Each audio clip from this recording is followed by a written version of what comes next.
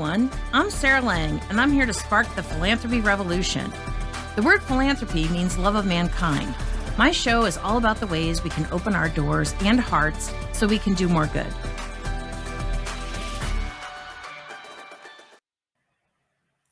Hey, everybody. Happy 2024. This is Sarah Lang. For those of you who don't know who I am a professional fundraiser. I have raised over $100 million, and I have been in the sector for 35 years doing fundraising. I've worked with over 200 nonprofits, and I'm here to share my tips and tricks with you of the things that I've learned so you can raise more money and do more good. I was off for the month of January. I just needed to hibernate and recalibrate for a little while after a crazy Q4. So I am back in the saddle and ready to get going with a really robust schedule of guests and topics for this year. So it's a little bit about me, a little bit about what I do. And today what I want to do is talk about ways you can revolutionize your grant writing. So grant writing is actually the second most effective fundraising strategy there is in terms of return on your time and investment, but the rejection rate is about 80%. Back in the day, pre-2008, it used to be about 60%, but then when the market crashed, the competition for grants became more fierce, and then as states made cuts, became more fierce. So now the rejection rate is about 80%. So sometimes you have to keep knocking on the door of a foundation before you get funded. Our team actually has a success rate of 78%. So we have definitely cracked the code on grant writing. So how lucrative is grant writing? In 2022, $499.33 billion were given to U.S. charities, and foundations provided 21% of that funding, or $105.21 billion. So you can see it's a pretty big, juicy slice of pie. And that number represents a 2.5 increase over 2021, and it's anticipated to go up again in 2023. So you can see why grants are worth your investment. So what's happening now is we're seeing that philanthropy overall is expanding, while the last couple of years have seen a downturn in individual donors. But philanthropy is still growing, so don't worry. So the first place you need to start is with your homework. And I cannot emphasize this enough. Doing your homework is going to save you a lot of rejection. So I would really recommend that you hop onto a grants database. I use Foundation Directory Online, but there are lots of others. I haven't used them, so I can't speak to them, but I'm sure those of you who are tuning in have your own favorites. And if that's working for you, then great. So what I do is I hop on the grants database and I type in a few keywords. So for example, I like to use very broad categories. So I will use the term youth versus inner city youth because I want the biggest return possible. Same thing with geography. I will type in Massachusetts instead of Worcester, again, to get the broadest return available. Now, here comes the fun part. Every search return arrives, and then you have to go through each profile individually to see if the funder is a good match for you. And this is why I like the Foundation Directory Online, because it has an advanced search feature. So it costs more, but it saves me a lot of time. And I only buy 1 month at a time and then cluster my research. And no, I am not a partner of Foundation Directory Online. I wish they were paying me for every time I mention them, but they don't. This is just me sharing my personal experience with you. And I use the Foundation Directory Online because I find the advanced feature really helps me cut through the research much more quickly. So now you've gone through all your profiles and you've slim down your list to funders you really think are a good match, and you're still not done. So your Foundation directories are not complete. They depend on foundations to provide them with the information, and they don't have all the foundations in the country necessarily. So they may have a good chunk of them, but they certainly don't have all of them. So the next step is to look at the foundation's website. Believe it or not, less than 50% of all foundations even have websites. I mean, how silly is that? So you may not find one. But when you do, you want to scour it for information so you make sure that you're in alignment with the foundation's giving priorities and geographic surface areas. Now, one of the things I want to point out is that there are a lot of older foundations which are housed in private wealth management departments in banks or at law firms. And so they aren't staffed, and that's why they don't have a website. So that's why these funding directories are so important, because some of these things just can't be found otherwise. So now that you've scoured their website and you're still feeling like there's a green light, the next step is to look at their 990. Now, I look at their 990s for the past 3 years. I use guidestar.org. GuideStar is about a year and a half behind, but you can still get 3 years of data. And the data that I look at is the types of organizations they're giving to, the amount of funding they're giving to these organizations, and whether it's just seems like it's a closed group. So if they've been given to, the same 5 nonprofits for the last 3 years, then I'm thinking that maybe a bit more of a stretch. And for a situation like that, I would develop a relationship first with the foundation if I could, start putting them on our communications list, and just see if I can get to know the trustees somehow. Because if they're giving way to the same groups year after year, your chances are not that great. So the reason I look at the 990s also is to help me set a realistic ask. No funder wants you to come in the first time and say their range is like 5,000 to 25,000. They do not want you coming in through the door asking for 25,000. That feels a little too bold for them. Foundations tend to be a little more conservative. So I would set my ask at, if that's the range, at like 10 or lower, just so you're making a nice, polite, well-timed entry.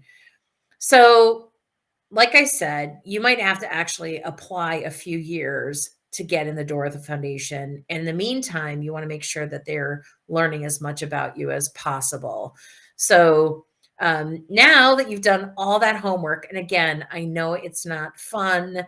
I know it's not necessarily all of our favorite activities, but when you do your homework, it sets you up for success. And that's one of the reasons we have a 78% success rate, is because we do our homework. So we diligently vet every single foundation that we approach, and we want to make sure that we are not wasting our time, energy, or our clients' money. So we do a lot of homework, but that's why we succeed at the rate we do. So what you're going to find, if you haven't already discovered this, is that most foundations have their own special precious application process. And this is something that really drives me nuts. In the United States, there is a common application format that college students, when they're applying, can just go to this portal and fill out the application, and it's one common application. So I really wish foundations would do this, because when they have their own special precious application and budget forms and board forms, they're actually squandering their own resources, because foundations are here to support the programming of nonprofits. And yet, if they have all these forms and you have to jump through all these hoops, then, they're kind of ending up wasting their own money, because now you're spending time filling out that application rather than raising more money from other sources. So, someday I'm going to take on this fight, but right now I have other fish to fry. But someday I'm going to make a point of that.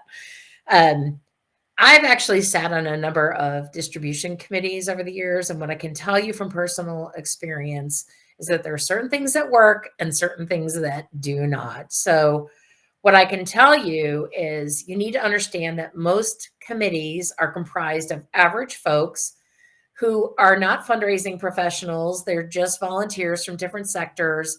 They may not know your organization. They may not understand the issue, and they may not be familiar with the work that you do. So it's your job to convey that to them, because you just have to assume that your reader knows nothing about your organization. So this application has to do all the talking for you. The other thing to understand is that a lot of these committees meet after work. So think about how you feel, excuse me, after a day at work.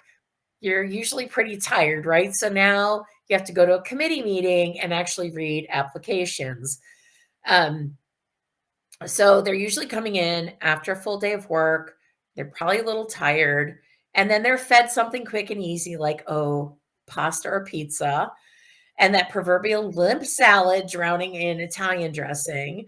And this means that as the meeting is starting, they're probably sliding into a carb coma, right? Just as they sit down to read your grant. It's not a good look, right? Uh, so it's our job to wake them up and keep them awake throughout the review process. So I'm going to give you some tips and tricks on how to keep your readers engaged through the whole grant writing reading process.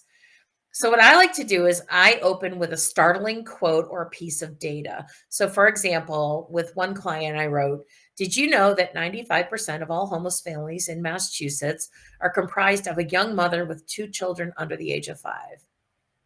Wow. I don't know about you, but usually the homeless folks I see out on the street are men, right? So we don't like to think that there are moms with little kids out on the streets, but in Massachusetts, that's what most homeless families look like.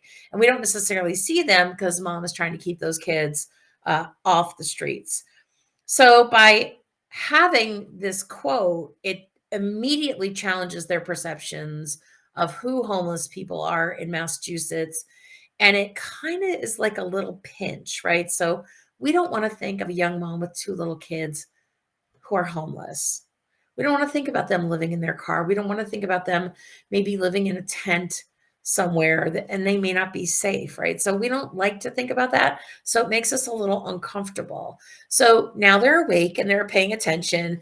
And here's where you can position your organization and programs and services as the solution to that problem. So um, another way I used to present this information is by saying this. Imagine having no place to eat, to sleep, or bathe. Now imagine living like this with 2 small children in tow. Again, it's that painting a picture of the reality of the situation in a way that pinches their heart a little bit, because that's going to make them pay attention. It's going to make them have an emotional reaction. And that's what we want. Philanthropy is a heart centered activity. So through our grant writing, we are trying to reach their heart. We are trying to get them a little bit upset that this problem exists. So this is why I like to throw out these pieces of data or a quote at the beginning of a grant to sort of set the stage. Another striking quote that I have used is about 1 in 8 women in the United States will be diagnosed with breast cancer at some point during her life. Chances are you know at least one person who's been delivered a diagnosis that's devastating. So now that we've gotten their attention, we want to continue to provide them with engaging, powerful information. So, how do you do this? Well, tip 2 is that you write in the first person. Like I said, philanthropy is a heart centered activity, and you have to reach the heart of the readers with your words, since you cannot be there to convey your passion and stir up their compassion and their empathy. So I actually use something called the wheel of emotion to ramp up an emotional impact of the narrative I'm writing. And the wheel of emotion starts with like core emotions in the middle. And then as you move out, it gives you more dramatic or impactful words for that same emotion. Excuse me. So you might use the word, if the word is sad, you might use the word distressed. So distressed is a much more emotionally compact, impactful word than just sad or upset, right? Those are fine words, but again, we're striving for that emotional impact. And so, if you want to get a copy of the wheel, you can drop me an email at Sarah B. Lang, and we'll get that to you. Can't believe I just mispronounced my last name. Jet lag. Anyway, Jesse's going to drop my email in the chat so you can get it. And if you want the Wheel of Emotion, just send me an email and we will get that out to you. So, the third tip I have for you today is that as much as you can, you want to use visual cues to convey information in a quickly and easily absorbed format.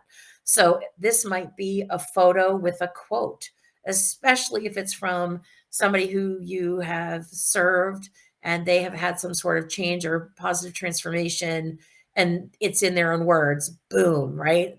Picture says 1,000 words. So find those photos and get those quotes. You can also use pull quotes, which when in the old days with the newspapers and sometimes even with digital stuff, you'll see a quote that's pulled out in like a little box. So you can do that in your grant as well. If there's some point that you really, really, really want to make sure that they get, you want to do a pull quote because they'll visually go, oh, what is this? It's been visually set aside and it kind of puts it in a spot of importance. So use pull quotes. You can use infographics, you can use graphics, and you can sync them right into your application. Now, with online applications, this can be a little challenging, but you can still weave in those quotes. And some funders allow you to upload supplemental material. So you're going to want to use that opportunity to share this type of material with them. I remember back in the day, I used to work in a community development corporation. And so we had created this before after photo page for every different year. And it was quite dramatic. So you would see this abandoned triple decker that was all boarded up.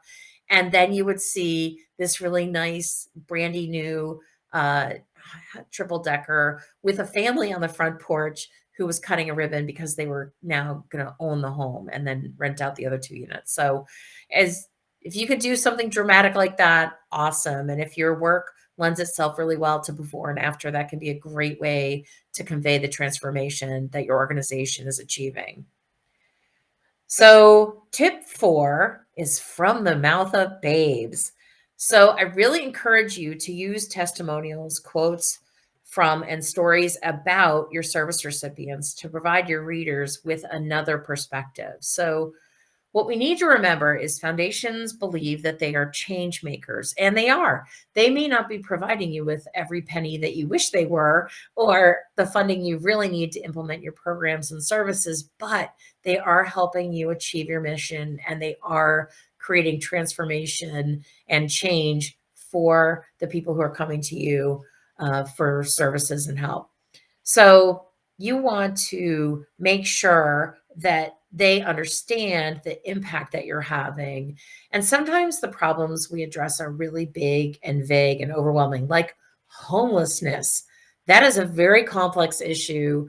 And the way out of homelessness is equally complex. So, that could feel overwhelming, but if you can tell the story of the mom with the 2 kids that now are in an apartment, whereas before maybe they were surfing on somebody's couch or living in their car or like in a tent at the backside of a wooded area, um, that's a really uplifting story, and they can see, oh gosh, look, there's transformation happening. There is change happening. So you want to break it down into bite-sized pieces, but more importantly, you want to make it human, right? When we deal with big scale problems, hunger, homelessness, domestic violence, healthcare issues, mental health, it can feel like, oh, this problem is so big, we're never going to be able to make an impact. But by breaking it down to a single human story, you can help them understand, like, yeah, change is possible. And this is also another really great way to connect with their hearts because how do we connect with each other as humans? Through our stories, right? When I meet someone new, I want to know, who are you? Where do you come from? What do you love to do? Do you work outside the home? And if so, like what do you do outside the home? What do you do when you're not working? So we all want to hear each other's stories and that's how we connect. So if you can provide the stories of your clients and your service recipients, then that can really help them connect and see, excuse me, the change is happening, and it also stimulates their heart. So this is another reason that exit interviews are really important. So if you are doing exit interviews with your service recipients, awesome. Give that information to your fundraising team, because you want to make sure that they're getting this firsthand report on how your organization helped make a difference. So, the fifth and final tip I'm going to leave you with today is that we want to make sure that we're focusing most of our narrative on the need that we're meeting, as well as the outcome or impact our programs and services are having, not only on the people who are receiving them, but on their families and the community as a whole. So, no matter what your mission is, there is going to be a ripple effect. So for every person that you help, there are other people that will be uplifted, whether it's because the person has made some kind of transformation. So say it's a smoking cessation program. Okay, great. Now we're not exposing other people to cigarette smoke. Perhaps their health status will be improved. Perhaps their life will be extended. But also now they can tell other people, oh, after like 5 tries, I finally quit smoking. So now, because they're going to be proud of that, right?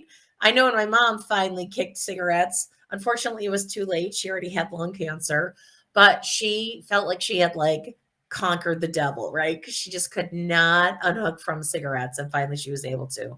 But it took a long time for her. And she was telling everybody that would listen how she, conquered this thing that had controlled her life for so long. So it's not just about the impact you're having on the folks that are coming to your organization or participating in your programs and services, but it's also their families and the community as a whole. So think about kind of like those rings of change, and you want to make sure you're sharing that with your potential funders. Foundations, again, let's remember they like to think of themselves as change agents. So we want to show them how their funding is going to make a positive difference for our community. Let's make sure we focus on the good night's sleep and not the mattress. Well, what does that mean? So I like to think about the transformation is really the good night's sleep, and your organization is the mattress. Now, when we go mattress shopping, do we really care about like the brand, individually wrapped coils, pillow top versus memory foam? Ultimately, what we're looking for is a good night's sleep. And ultimately, that's what your donors and your funders are looking for.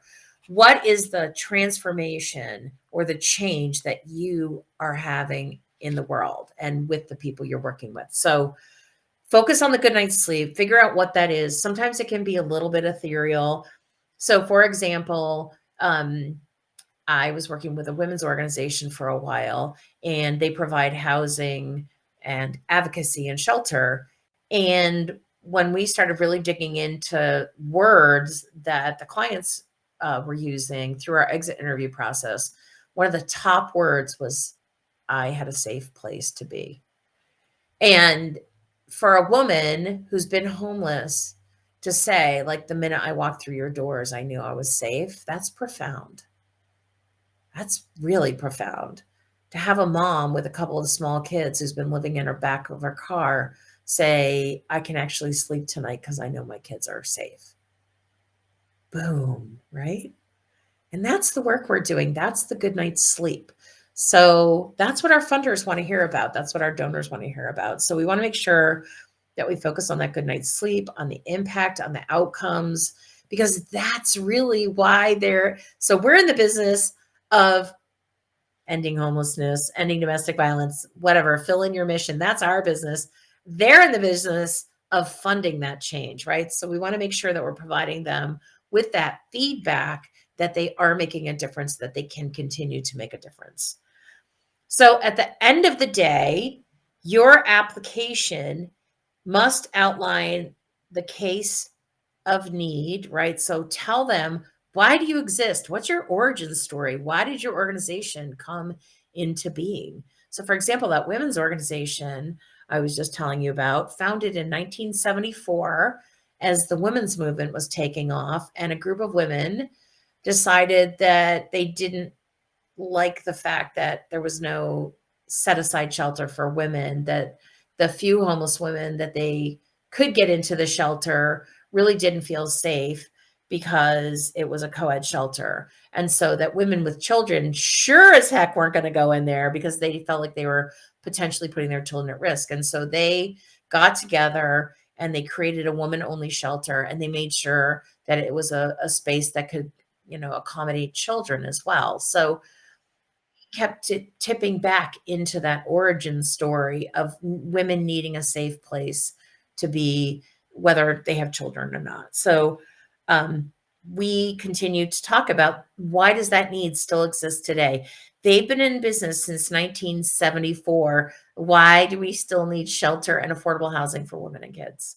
So we look at things like affordability of apartments. We look at the fact that a lot of these women are working lower wage jobs and can't pull together a deposit first and last month's rent to get an apartment. So we talk about the affordability issue, the cost issue, and other factors that prevent these women from moving into the next phase of independence. So we talk all about the need. We position the organization as the natural solution for the problem at hand, right? You guys came into being for a reason, and you're still in business for a reason. So make sure that they know that you are the solution to the problem you're trying to solve. You also need to demonstrate that you are making and can make a difference. And again, that's all those stories about completion rates. So for example, one of my clients has the highest completion rate in the Commonwealth of Massachusetts for graduating of their program. And so we talk about that all the time, because honestly, when I first started working with them, let's just say it was a dumpster fire. So they are now the leading program in their niche in the entire Commonwealth and have been recognized as such. So talk about transformation. They didn't just transform things for themselves, but now they have the highest completion rate in the Commonwealth. So brag about the good work you're doing, people. You also want to create a sense of urgency. You don't need this money the next grant cycle. You need it now, right? So you want to talk about why this funding is needed now. And remember, distribution committees usually have more asks on the table than they can possibly fund. So do everything you can to end up in the yes pile, so you'll end up with a check and not a rejection letter. So those are my 5 tips on revolutionizing your grant writing. If you have any questions or comments, you can drop me an email at sarah@sarahblang. If you want a copy of the Wheel of Emotion, again, shoot me an email and we'll get that out to you. And if you're not already doing so, I would really encourage you to follow me on social media, because I drop some of the fundraising tips and hacks that I use to raise over $100 million. So I'm on Facebook, LinkedIn, Instagram, and YouTube. So I'm going to be back in a couple of weeks with my guest, Stephen Shattuck, who is the author of Robots Make Bad Fundraisers, which is an awesome title. And he's going to share his latest findings on capital campaigns. So that's his main focus of work right now. And for anyone that's thinking about launching a capital campaign in the next 3 years, I would strongly recommend coming and listening to Stephen. He really knows his stuff, and I'm excited to have him share his knowledge with you. So in the meantime, happy winter, happy Valentine's Day, and we'll catch you in a couple of weeks. Thanks. Thanks for tuning in. I'll be back in 2 weeks with another episode. Got topics you want me to cover? Organizations you want me to showcase? Let me know. Also, I'm here to help you revolutionize philanthropy at your nonprofit. If you want to talk about what that looks like, drop me an email.